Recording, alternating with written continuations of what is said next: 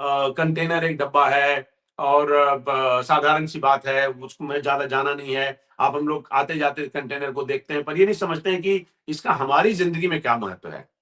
हमारी जिंदगी में महत्व यह है कि कंटेनर मतलब देखने में एक डब्बा लग सकता है, पर बेसिकली कंटेनर जो है वो ग्लोबल ट्रेड के लिए समझिए करेंसी का काम करता है। अगर ग्लोबल ग्लोबल ट्रेड में आप उतने ही मजबूत और कमजोर हैं जितना कि आपके पास कंटेनर कैपेसिटी या उसको अपने पक्ष में आप उसका इस्तेमाल कर सकते हैं, तो वो आपके लिए लाभकारी रहेगा। हम ये कह रहे थे कि कंटेनर जब जब सरकार कह रही है कि हम सिर्फ फैक्ट्री नहीं बनाएंगे, हम सिर्फ कंटेनर की फैक्ट्री नहीं बनाएंगे। हम कंटेनर की फैक्ट्री से मेरा मतलब हुआ कंटेनर की केवल फैक्ट्री ही नहीं बनाएंगे, केवल मैन्युफैक्चरिंग कंटेनर की नहीं करेंगे। हम समंदर में रास्ता तय करेंगे। वो ऐसे तय होगा कि हम कंपनी कंटेनर की मैन्युफैक्चरिंग तो करेंगे ही, साथ ही साथ हमारा अपना भारत का एक शिपिंग लाइन होगा, जिसके जरिए हम ट्रेड को मैनिपुलेट कर सकेंगे, ट्रेड को हम लोग नया रास्ता दिखा सकेंगे, अपने लिए ज्यादा फायदे में काम कर सकेंगे।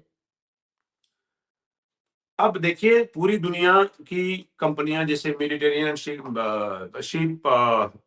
शिपिंग कंपनी, जैसे मर्स्क है, मर्स्क जो है वो डेनिश कंपनी है, डेनमार्क की कंपनी है, लेकिन पूरी दुनिया की दूसरी सबसे बड़ी शिपिंग लाइन कंपनी है। एमएससी स्विट्जरलैंड की कंपनी है, पूरी दुनिया की सबसे बड़ी शिपिंग लाइन कंपनी है, जिसने करीब 3 साल पहले अंदाजा लगाइए मर्स्क को पीछे छोड़ के एक नंबर की कंपनी बन गई है। अब ये मस्क हैं, एमएससी है और अपने देश की कंपनी, घरेलू कंपनी जेएसडब्ल्यू, ये सब हाथ मिला रहे हैं और ये हाथ मिला के इस देश में कंटेनर की मैन्युफैक्चरिंग करेंगे।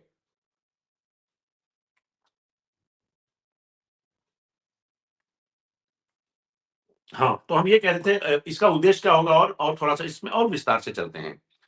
क्योंकि ये सब यहाँ मैन्युफैक्चरिंग और लॉजिस्टिक्स तैयार करने के लिए बहुत गंभीर है। क्यों? इसलिए एक तो सबसे पहले जो हम लोग लगातार एक बिजनेस टर्म में बात करते हैं कि साहब चाइना प्लस वन, चाइना पे निर्भरता कम की जाए। पूरे कोविड में चाइना की शिपिंग कंपनी ने अपने हिसाब से सिचुएशन को मैनिपुलेट किया, प्राइसेस बढ़ाए, प्राइसेस वसूला, 1 से लेकर 6 गुना तक चीजों के प्राइस बढ़े और उनके उनकी ढुलाई बढ़ी। चाइना प्लस वन को की रणनीति के तहत, चाइना प्लस वन की स्ट्रेटजी के तहत हम लोग इसमें कूद रहे हैं। इससे क्या होगा? इससे भारत का एक्सपोर्ट ग्रोथ बढ़ेगा, उसकी सर्टेनिटी बढ़ेगी, हमारा सप्लाई चेन बेहतर होगा, साथ ही साथ हमारा एक सेल्फ कॉन्फिडेंस बहुत ज्यादा बढ़ेगा, जब पूरी दुनिया के मुकाबले हम आत्मनिर्भर होंगे, खासकर शिपिंग लाइन के क्षेत्र में। और जो लॉन्ग टर्म मैन्युफैक्चरिंग हब जो बोलते हैं आप, खासकर कंटेनर के लिहाज से मैं यहाँ इसकी बात कर रहा हूँ, लॉन्ग टर्म मैन्युफैक्चरिंग हब बनाया जा सकेगा।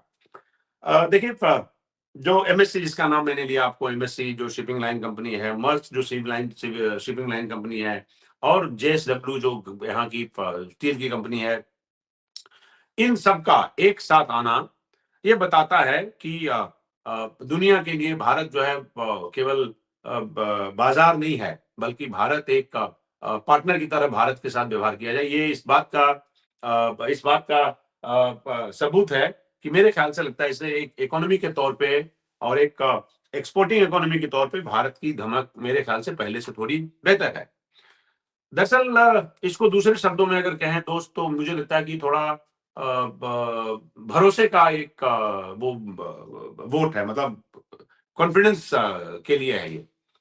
अब देखिए भारत की जो शिपिंग लाइन है, अभी हमारे पास क्या क्या है, जिसकी बात हम आपको कह रहे थे, दोबारा से उसमें फिर से फोकस करता हूं कि भारत कंटेनर शिपिंग लाइन, जिसकी घोषणा मेरे ख्याल से अभी 3-4 दिन पहले सोनोवाल साहब ने की, जो उसके मंत्री हैं, जिसमें ज्वाइंट वेंचर हुआ कंटेनर कॉर्पोरेशन का, जिसमें जवाहरलाल नेहरू पोर्ट है, जिसमें शिपिंग कॉर्पोरेशन है, इन सब ने एक साथ एमओयू साइन किया है। और ये ज्वाइंट वेंचर होगा, इसमें जैसा कि मैंने पहले बताया आपको, जिसमें 30% शेयर वो होगा कंटेनर कॉर्पोरेशन का, बाकी शिपिंग कॉर्पोरेशन और जवाहरलाल नेहरू पोर्ट ट्रस्ट के पास, और बाकी जो एक चिदम्बरनार पोर्ट है, इन सबके कुल मिलाकर 70% से इसमें होंगे। इन सब ने मिलकर एक एमओयू साइन किया है और अभी से अगर हम काम करेंगे तो अगले कुछ सालों में आप देख सकेंगे कि भारत समंदर में बहुत बड़ा ऑपरेटर बन के उभरेगा शिपिंग लाइन के क्षेत्र में। अब तीनों ने हम ये सब मिलके क्या करेंगे जरा उसके विस्तार में भी एक बार फिर से चलते हैं। अ, भारतीय माल, भारतीय जहाज और भारतीय इंटरेस्ट। भारतीय माल, भारतीय जहाज और भारतीय इंटरेस्ट। अभी सब देखिए फ्रेट, इससे क्या होगा कि हम गाइड कर सकेंगे, हम कंट्रोल कर सकेंगे, हम ट्रेड को मैनिपुलेट कर सकेंगे और साथ ही साथ हम फ्रेट रेट पर कंट्रोल रखेंगे। हमारे लिए फ्रेट रेट कोई और डिसाइड नहीं करेगा। लिहाजा हमें अपने एक तरह से कहें तो हिंदुस्तान में जो आर्टिकल्स हम लोग मंगवाते हैं या आता जाता है, उस पर एक तरह से कहें प्राइस का कंट्रोल तय करेंगे हम, यहाँ की सरकार तय करेगी, यहाँ की एजेंसियां तय करेंगी।